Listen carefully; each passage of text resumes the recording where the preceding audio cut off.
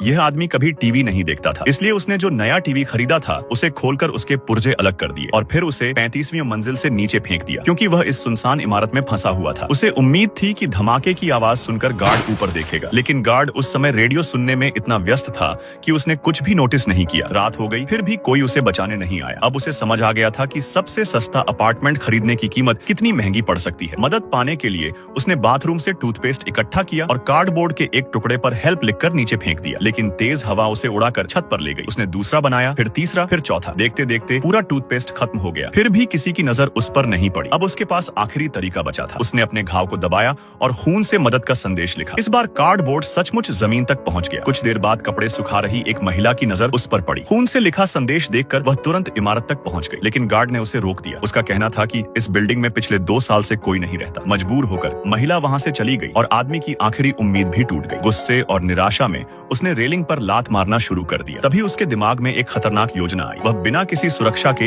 इमारत के बाहर आ गया, लेकिन नीचे सैकड़ों मीटर गहराई देखकर उसका दिल कांप उठा। अब वापस जाना भी संभव नहीं था। सबसे बड़ी चुनौती थी मंजिलों के बीच की चिकनी दीवार पार करना। पैर रखने की कोई जगह नहीं थी। उसे सिर्फ हाथों की ताकत के सहारे धीरे धीरे नीचे उतरना पड़ा। करीब आधे घंटे बाद वह किसी चमत्कार की तरह 31वीं मंजिल तक पहुंच गया। इससे उसका आत्मविश्वास बढ़ गया और उसने ज्यादा तेजी से उतरना शुरू कर दिया, लेकिन यही गलती उस पर भारी पड़ गई। उसने पैर आगे बढ़ाया और महसूस किया कि वहां रेलिंग ही नहीं है। उसका शरीर हवा में झूल गया। डर के मारे उसने तुरंत खुद को ऊपर खींच लिया। अब उसे समझ आ गया कि एक छोटी सी गलती उसकी जान ले सकती है। उसने अपनी बेल्ट उतारी और रेलिंग से बांधकर अस्थायी सुरक्षा बना ली। फिर उसी के सहारे धीरे धीरे नीचे खिसकने लगा। उस समय उसका पूरा शरीर हवा में लटका हुआ था। कुछ सेकंड ऐसे बीते जैसे कई घंटे गुजर गए हों। आखिरकार उसके पैर दूसरी रेलिंग तक पहुंच गए, लेकिन वहां भी एक नई समस्या थी। उस मंजिल पर कोई बालकनी नहीं थी। कमरे तक पहुंचने के लिए उसे दीवार के किनारे किनारे साइड में सरकना पड़ा। एक जगह उसका संतुलन लगभग बिगड़ गया, लेकिन आखिरी पल में उसने किनारा पकड़ लिया। वह लगातार आगे बढ़ता रहा। आखिरकार उसके पैर 30वीं मंजिल की जमीन को छू गए। उसने राहत की सांस ली